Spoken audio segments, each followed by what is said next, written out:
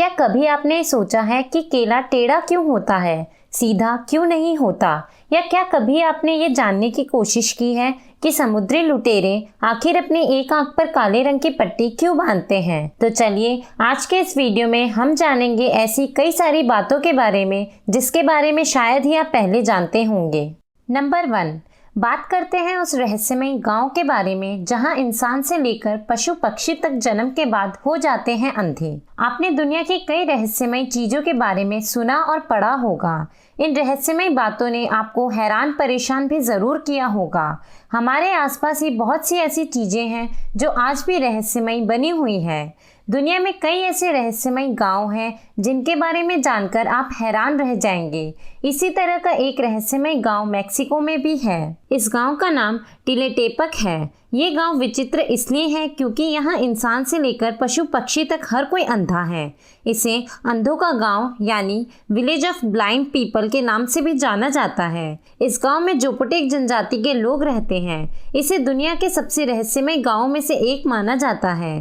कहते हैं कि इस गांव में जब कोई बच्चा पैदा होता है तो वो बिल्कुल ठीक होता है, लेकिन कुछ दिन बीत जाने के बाद उसकी आंखों की रोशनी चली जाती है और वो पूरी तरह से अंधा हो जाता है। इंसान तो इंसान, यहाँ के अधिकतर जानवर भी अपनी आंखों की रोशनी खो देते हैं। गांव में रहने वाले लोग अपने अंधेपन की वजह एक रहस्यमय पेड़ को मानते हैं। लावाजुएला नाम के पेड़ को देखने के बाद इंसान नहीं, पशु पक्षी भी अंधे हो जाते हैं। हालांकि ऐसा गांव वालों का मानना है। वैज्ञानिकों का मानना है कि लोगों के अंधेपन की वजह कोई पेड़ नहीं बल्कि एक खतरनाक और जहरीली मक्खी है। खास किस्म की इस जहरीली मक्खी के काटने से लोगों की आंखों की रोशनी चली जाती है। बताया जाता है कि वर्तमान में इस गांव में करीब 100 झोपड़ियां हैं जिसमें लगभग 400 लोग रहते हैं। हालांकि इस गांव में कुछ लोगों की आंखों की रोशनी ठीक है, यही इन लोगों के जीने की आस भी है। नंबर 2, क्या आप नॉर्थ कोरिया के उस रहस्यमय शहर के बारे में जानते हैं जहां सब कुछ है पर फिर भी कोई इंसान नहीं रहता? तो चलिए जानते हैं इस शहर के बारे में। नॉर्थ कोरिया शायद विश्व का एकमात्र ऐसा देश होगा जो अपनी अजीबोगरीब और अनोखी चीजों से सभी को चौंकाता रहता है। यहाँ का तानाशाही परिवार लंबे समय से उटपटांग हरकतें करता आया है। यही वजह से पूरे विश्व की नज़र इस देश पर बनी रहती है।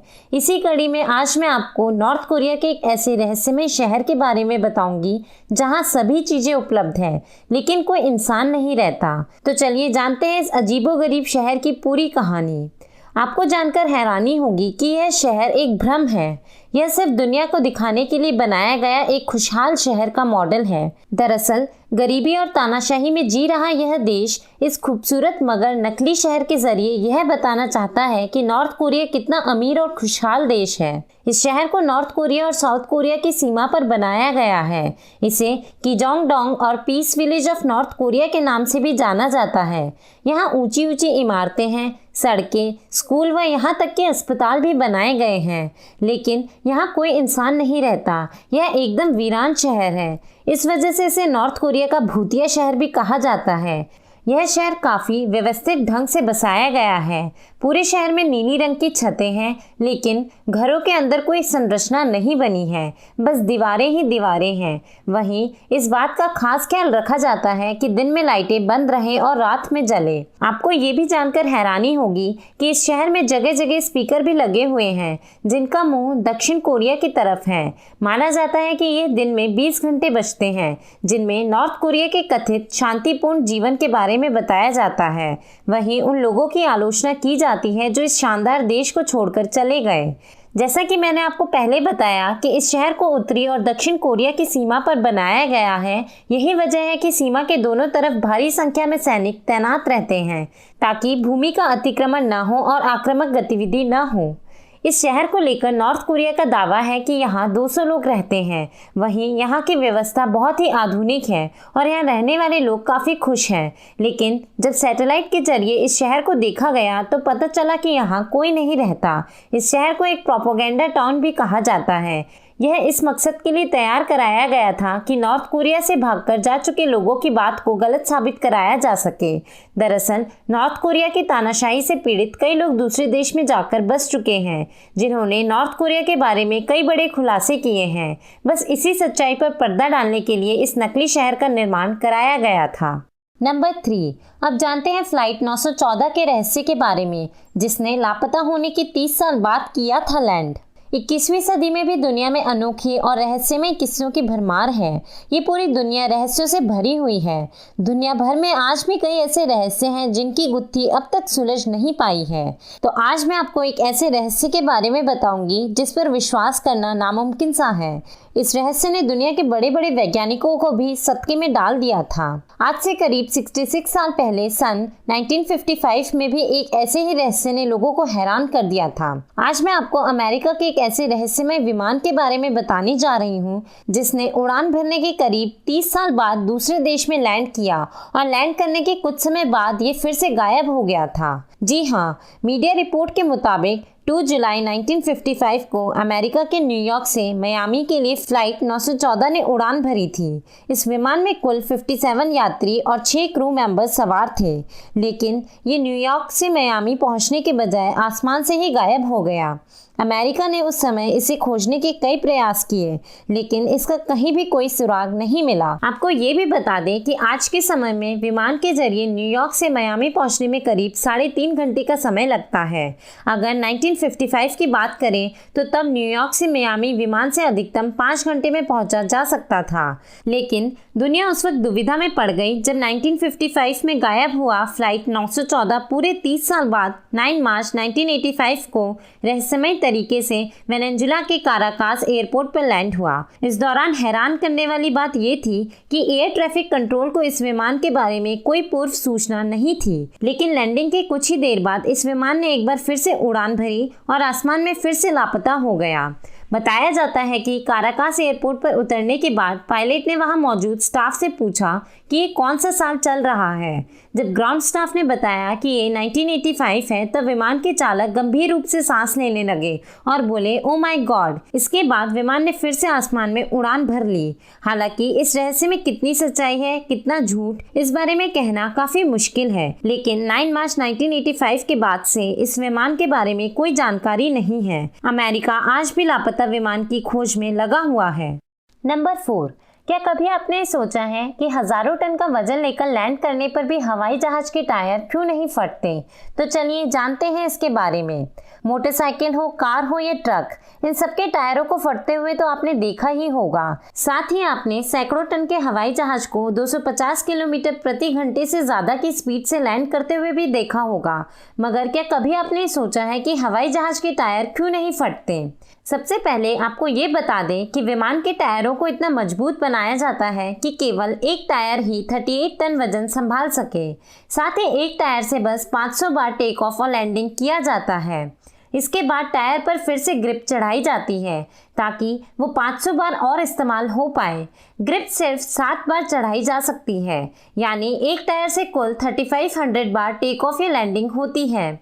उसके बाद वो टायर रद्दी के अलावा और कुछ नहीं रह जाता। विमान के टायरों में ट्रक के टायरों से 2 गुना और कार के टायरों से 6 गुना ज़्यादा हवा भरी जाती है। इनमें 200 psi तक हवा भरी जाती है, क्योंकि जितना ज़्यादा एयर प्रेशर उतना ज़्यादा मजबूत टायर होता है।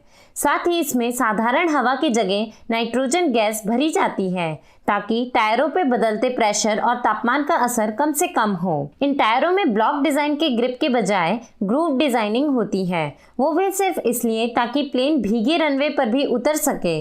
ये टायर खास सिंथेटिक रबर कंपोनेंट, नायलॉन और अरामिड फैब्रिक से बने होते हैं, जिन्हें एल्यूमिनियम और स्टील से रेनफोर्स किया जाता है। तो अगली बार जब आपकी फ्लाइट लैंड हो तो आप याद रखिएगा कि आपके और ज़मीन के बीच सिर्फ 45 इंच रबर है, लेकिन वो भी बेहद दमदार।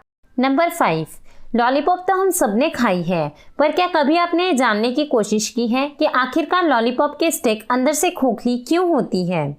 तो चलिए जानते हैं। ऐसा क्यों होता है, इसके 2 कारण हैं। पहला, इसकी मैन्युफैक्चरिंग यानी निर्माण से जुड़ा है। लॉलीपॉप बनाने वाले लोग इस स्टिक के खोखले हिस्से में भी कैंडी पिघलाकर डालते हैं ताकि कैंडी अगर स्टिक पर न चिपके तो उसके सहारे टिकी रहे। ये उसे गिरने से बचाती है। कुछ लोग इसके ऊपरी हिस्से में भी एक छोटा सा छेद कर देते हैं, उसका भी कारण यही होता है। दूसरा आपकी सुरक्षा से जुड़ा है। अगर कोई बच्चा गलती से स्टिक को भी खा जाए या फिर निगल ले तो उसकी जान पर बन सकती है। ऐसा न हो इसलिए इसमें छेद होता है ताकि गला चौक होने पर उस छेद के जरिए सांस चलती रहे। ये इस खतरनाक स्थिति से बचने के लिए बनाया जाता है।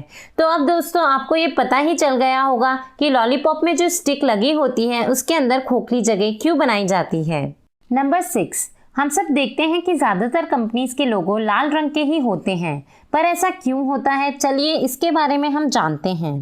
मार्केटिंग के महारथियों के अनुसार कोई भी कंपनी अपना लोगो बहुत ही सोच समझकर बनाती है ताकि वो लोगों को अपनी ओर देखते ही आकर्षित कर सके।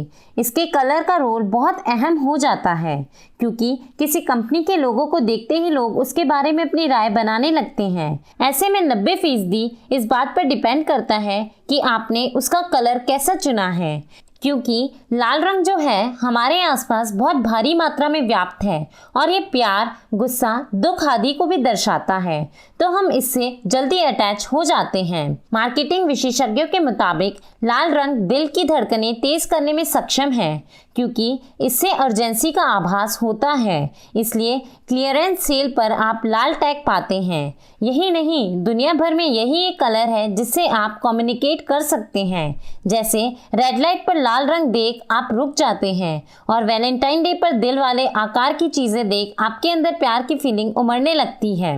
इसके अलावा एक्सपर्ट का मानना है कि लाल रंग भूख को बढ़ाता है, तभी तो मैकडॉनल्ड और कोको कोला के लोगो भी लाल रंग के अधिक होते हैं। यही कारण है कि बहुत सी कंपनियां अपने लोगो का रंग लाल ही रखती हैं। मार्केटिंग की दुनिया में कंपनियां लोगो डिजाइनर्स को लाल रंग का प्रतीक चिन्ह बनाने के लिए तगड़ा इंसेंटिव भी देती हैं।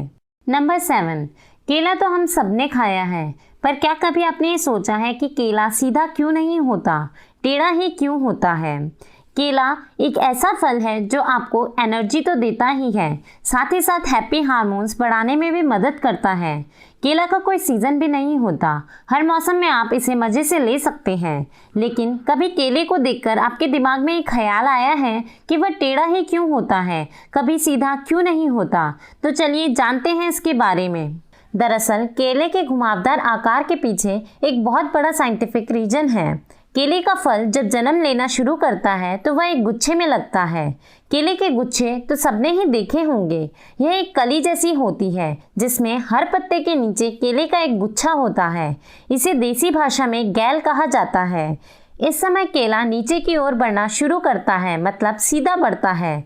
लेकिन एक साइंटिफिक कॉन्सेप्ट है नेगेटिव जियोट्रॉपिज्म, जिसके बारे में आपने शायद सुना होगा।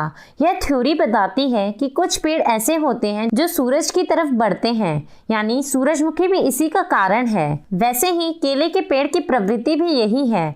ऐसे में केला बाद में ऊपर की तरफ बढ़ने लगता है और इसी कारण इसका आकार टेढ़ा हो जाता है। बॉटनिकल हिस्ट्री के अनुसार केले के पेड़ सबसे पहले रेन फॉरेस्ट के सेंटर में पाए गए थे। जाहिर है रेन फॉरेस्ट में सूरज की रोशनी बहुत कम पहुंचती है। ऐसे में केले के पेड़ों ने उस तरफ से ग्रो करना सीख लिया था, इसलिए जब भी उन्हें सनलाइट मिलती है केले सूरज की तरफ बढ़ने लगते हैं। इसलिए पहले जमीन की तरफ और फिर बाद में आसमान की तरफ बढ़ने से केले का आकार टेढ़ा हो गया है। नंबर 8, हॉलीवुड की film pirate of the Caribbean तो आप सभी ने देखी होगी। इस फिल्म में समुद्री लुटेरों की कहानी दिखाई गई थी। इस दौरान आपने समुद्री लुटेरों को अपनी एक आंख पर काले कपड़े से ढके हुए जरूर देखा होगा। आज भी अधिकतर लोगों को यही लगता है कि आंख में चोट लगने की वजह से ऐसा किया जाता है, लेकिन ये सच नहीं है। क्या आप जानते हैं कि समुद्री लुटेरे ऐसा क्यों करते हैं? तो आपको बता दें कि जब कोई इंसान उजाले से अंधेरे में जाता है तो हमारी आंखों की पुतलियां फैल जाती है। ऐसा इसलिए होता है ताकि वो अधिक प्रकाश को ग्रहण कर अंधेरे में भी देख सके।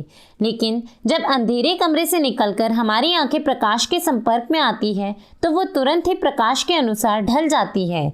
विज्ञान के इसी नियम के तहत समुद्री लुटेरे अपनी आंख पर काले रंग की पट्टी लगाते हैं। दरअसल समुद्री लुटेरों को मुश्किल वक्त में जहाज के डेक में जाकर मोर्चा संभालना होता है। डेक जहाज की वो जगह होती है जहां काफी अंधेरा रहता है। इस दौरान ये लुटेरे डेक में घुसते ही अपनी आंख की काली पट्टी को हटा देते हैं ताकि अंधेरे में उन्हें चीजें आसानी से दिखाई दे सके। यही मुख्य कारण है कि समुद्री लुटेरे अक्सर अपनी एक आंख को पैच से ढके नजर आते हैं। प्रकाश वाली जगह से अंधेरे कमरे में प्रवेश करने के करीब 25 मिनट बाद ही आंख पूरी तरह से सही स्थिति में देख पाती है। दिन भर काले कपड़े से ढके जाने की वजह से ये आंख अंधेरे में आसानी से समायोजित हो जाती है। इसलिए समुद्री लुटेरे अंधेरे में इसका ज्यादा फायदा उठाने के लिए अपनी एक आंख को दिन भर ढक कर रखते हैं। तो दोस्तों, आप सभी को मेरे द्वारा दी गई ये जानकारी कैसी लगी, नीचे कमेंट बॉक्स में कमेंट करके ज़रूर बताइएगा। साथ ही आगे अपने दोस्तों के साथ भी इसे शेयर कीजिएगा।